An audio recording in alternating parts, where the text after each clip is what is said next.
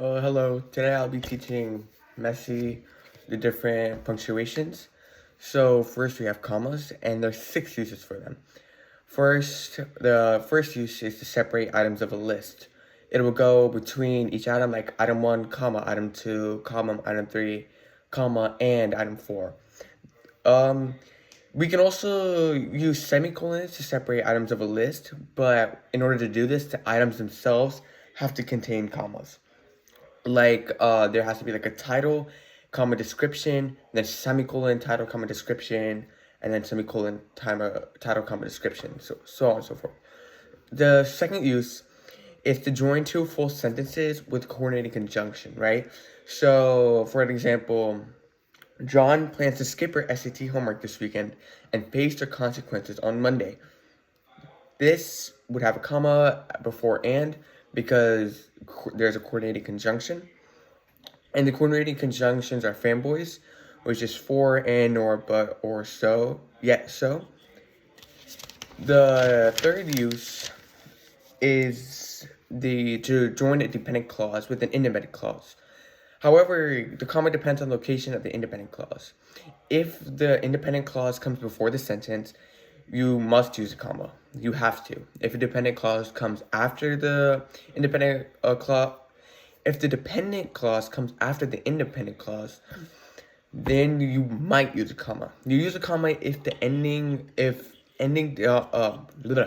use a comma if the ending of the dependent clause starts with an adverb or concession. So after they went shopping, the kids decided to try on the clothes. The kids decided to try on the clothes after they went shopping. This is an example of a dependent and independent clause combining. The adverbs of concession are although, even though, while, and whereas. So if a dependent clause has that at the beginning of it, then the comma is needed. The fourth use is before and after a middle comma clause. And middle comma clause can be separated in 3 different ways. It can be separated by commas, dashes, and parentheses. You can choose which one. The fifth use is to introduce an ending comma clause. So, for an example, is that I studied for 8 long years for the SAT, scoring a perfect 1600. The comma joins the ending comma clause to the rest of the sentence. And the last 6 is to join 2 adjectives that describe the same noun. For example, that I am wearing a small white t-shirt.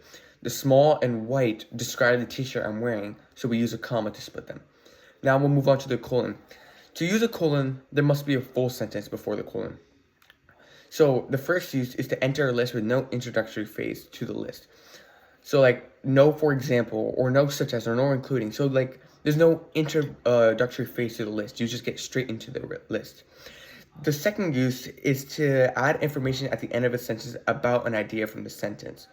So it's like I say sentence and I'm giving additional information about it.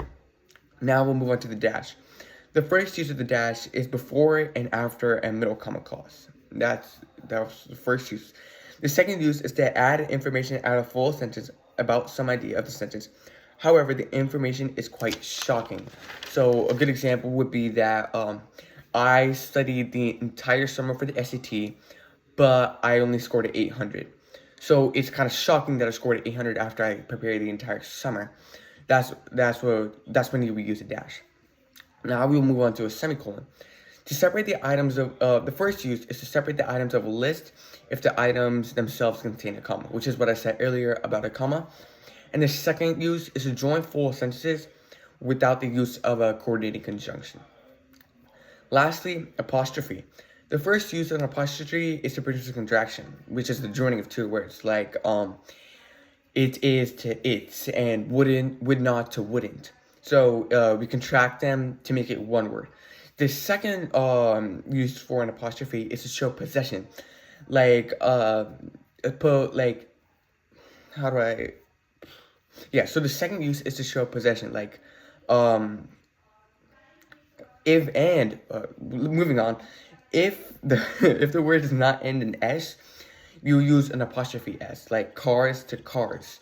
But if the word does end in S, if it's a simple noun, then you do S and then apostrophe after the S. If it's a proper noun, then you keep it as S apostrophe S. So for example, for simple noun, cars would turn into cars and then apostrophe at the end. But if we were doing like a name, right, then it would be S comma S. That is pretty much it. I think he learned very much a lot from my video.